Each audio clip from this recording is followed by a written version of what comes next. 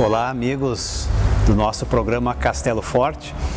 É uma satisfação podermos ter mais um encontro, um programa onde hoje vamos poder conversar com uma pessoa muito interessante, uma pessoa que tem muitas experiências de vida, de trabalho aqui em Lajeado, no Vale do Taquari e também para fora aqui da nossa região, que é o professor Ingo Schreiner. E obrigado, professor Ingo, por aceitar o nosso convite. Certamente muitos assuntos interessantes vão entrar aqui na nossa roda de conversa.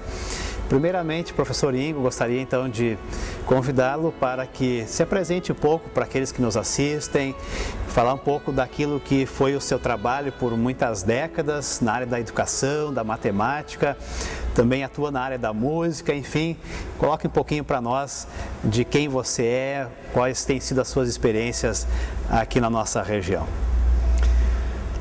Bem, eu vim para Lajeado em 1966, quando no Colégio Evangélico Alberto Torres iniciou o ensino médio.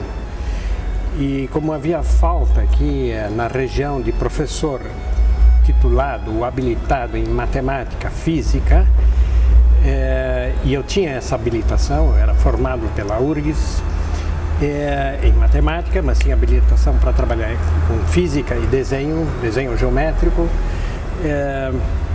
O diretor da época, que era o professor Altman, me convidou para trabalhar nesse ensino médio. E eu, na época, eu estava recém-formado, tinha trabalhado um ano numa escola de magistério, a Escola Normal Evangélica em São Leopoldo, mas que era uma escola de ensino fundamental. E eu tinha muito interesse em trabalhar no ensino médio, porque tinha estudado para isso e tinha muita vontade de fazer isso. E eu aceitei e vim para cá para trabalhar com isso. E tinha sido meu objetivo, até enquanto eu estava me formando, de trabalhar numa escola comunitária da ISLB como professor.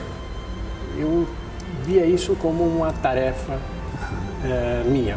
Certo. E eu topei e vim para cá. Morei no internato. Aqui do Colégio Evangélico Alberto Torres. Aqui no colégio, no terceiro piso, junto com os alunos internos, eu tinha um apartamento e minha função também era cuidar dos internos. Mas como no primeiro ano, só tinha o primeiro ano do ensino médio, eu tive que trabalhar também no antigo ginásio, que hoje era o fundamental.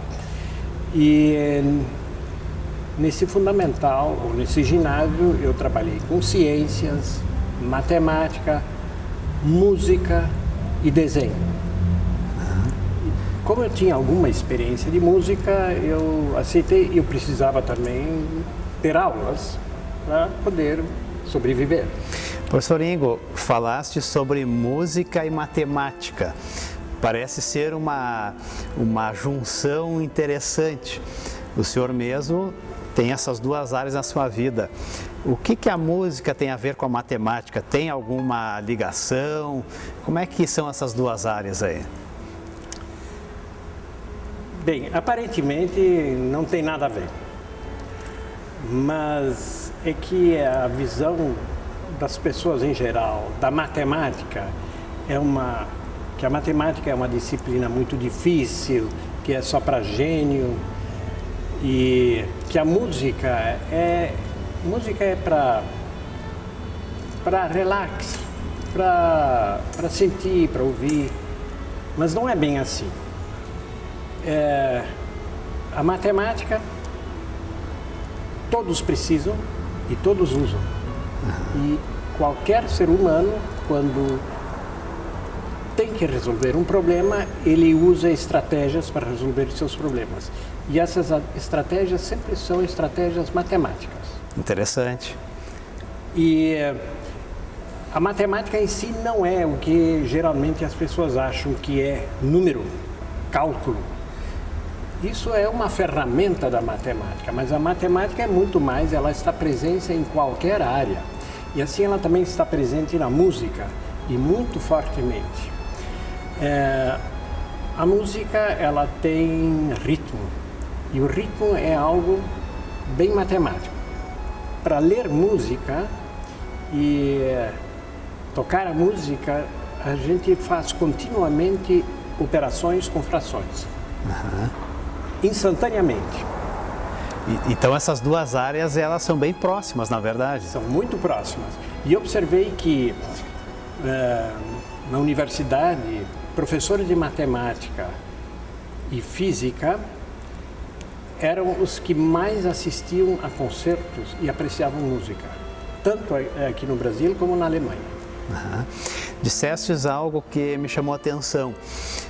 Às vezes pensamos que a matemática é só em termos de números, de cálculos, mas dissestes que resolvermos situações, problemas no dia a dia estão ligados ao raciocínio, à matemática. Então, estamos sempre usando a matemática no dia a dia? Estamos usando sempre matemática. Quando temos que resolver um problema, nós pensamos como é que vamos resolver da melhor maneira.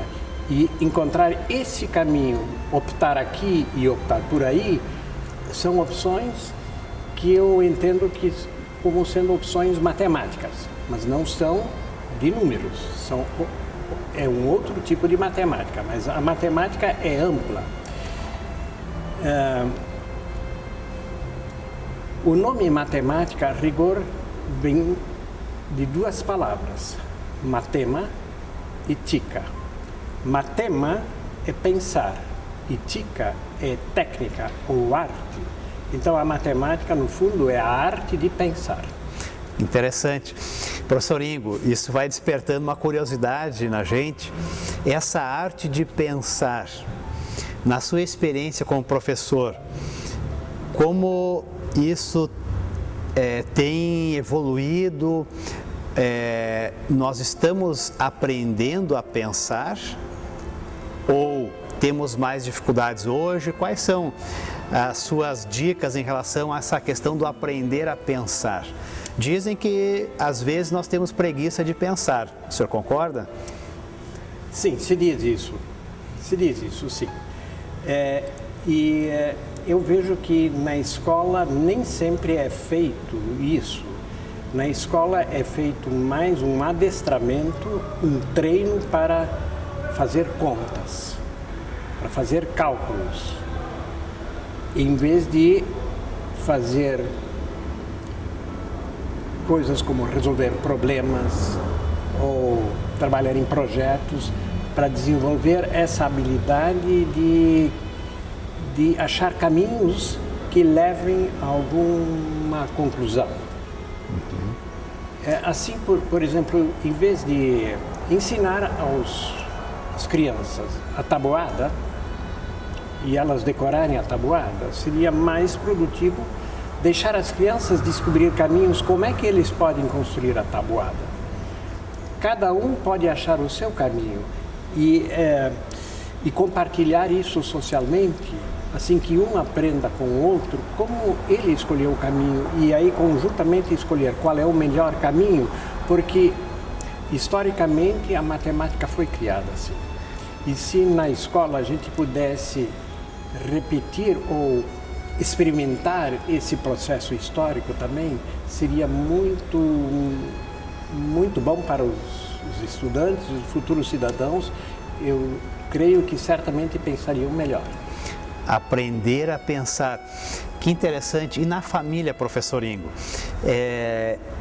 Que uma família, um pai, uma mãe, como nós poderíamos estimular, ajudar os nossos filhos, nossos jovens, justamente a aprenderem a pensar e a gostarem de pensar? Será que tem algumas coisas que a família pode promover, incentivar nessa linha? Certamente. Crianças, se sabem que lá pelos 2 anos passam pela fase do porquê, de perguntar.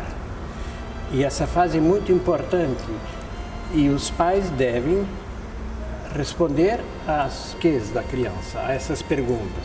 Claro, devem responder de uma maneira que as crianças compreendam. E eles vão cada vez mais evoluindo e as respostas podem ser mais complexas. Mas se observa muitas vezes que... Eu vou dar um exemplo. Uma criança não deve atravessar a rua, porque tem muito movimento, é perigoso, uma criança pequena. Então não adianta proibir a criança atravessar a rua, se deve explicar por quê e ajudá-la a atravessar e mostrar por onde deve atravessar para que ela aprenda a se comportar corretamente. Isso ajuda muito. Eu me lembro também outras situações que acontecem, que as crianças são assustadas com fantasmas, ou certo, com bruxas, ou com outras coisas que não tem nada a ver. Então, elas, se elas enfrentam um perigo, tem que explicar qual é o perigo, ou de certa forma, o que está acontecendo.